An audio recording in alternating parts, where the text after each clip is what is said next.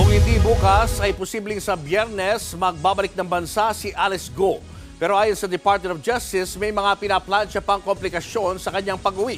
Nasa frontline ng balitang yan si Camille Samonte. Sumailalim sa tactical interrogation ng Indonesian police si dating Mayor Alice Go. Ayon sa National Bureau of Investigation, posibleng bukas o sa Biyernes pauwiin ng bansa si Go. Ang tanong ngayon, paano siyang uuwi? Ayon kay Justice Secretary Boying Remulla, komplikado pa ang sitwasyon. Meron pa raw mga kailangang ayusin para makabalik bansa si Go.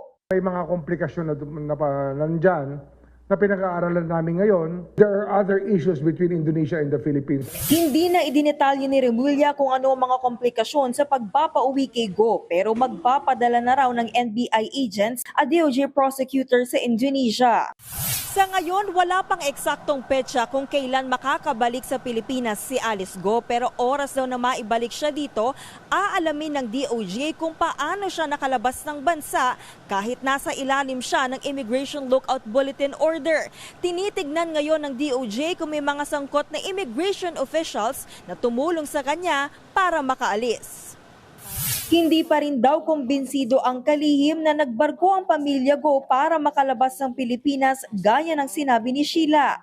Kasi may suspicion tayo that some immigration people were involved. Alam natin, meron talagang gumagawa niya sa immigration. Aminado si Remulla na hindi sila nag-uusap ngayon ni Immigration Commissioner Norman Tangcinco dahil sa pagtatago umano ng ahensya sa impormasyong nakatakas na si Go. Kasi nung nangyari ito, hindi niya naman ako sinabihan kagad eh. Kaya hindi na kami nag-uusap dahil doon. Hindi tama yung ganong klaseng asal na hindi mo papaalam sa DOJ.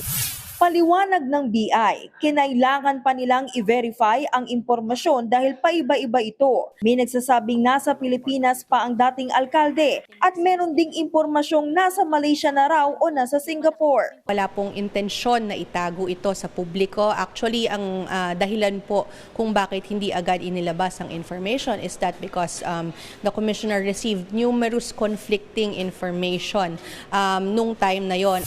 Gayunman, nakakuha ang BI ng screenshot sa CCTV footage kung saan kitang naglalakad si Go. Nagpalipat-lipat daw siya ng hotel sa Indonesia at nagbubook gamit ang ride-hailing app para makabiyahe sa lugar. Pero tanging si Alice Go lang ang naaresto. Hindi niya kasama ang kanyang kapatid na si Wesley Go na pinaniniwala ang nasa Indonesia pa rin ayon sa BI. Pero sabi ng DOJ, nasa Hong Kong na ngayon si Wesley. Oras naman na makabalik ng bansa ang dating alkalde, idediretso agad siya sa tanggapan ng BI para sa booking procedures gaya ng ginawa kay Sheila Go at Pogo Incorporator na si Cassandra Ong. Posible ring madagdagan ang mga kaso ni Alice Go. Bukod pa yan sa kasalukuyang reklamong qualified human trafficking, money laundering at tax evasion na naisampa na laban kay Go. Nagbabalita mula sa Frontline, Camille Samonte, News 5. Mga kapatid, Lucy Cruz Valdez po, maging maalam at may pakialam sa mga napapanahong balita sa bansa. Tumutok at mag-subscribe sa News 5 social media pages.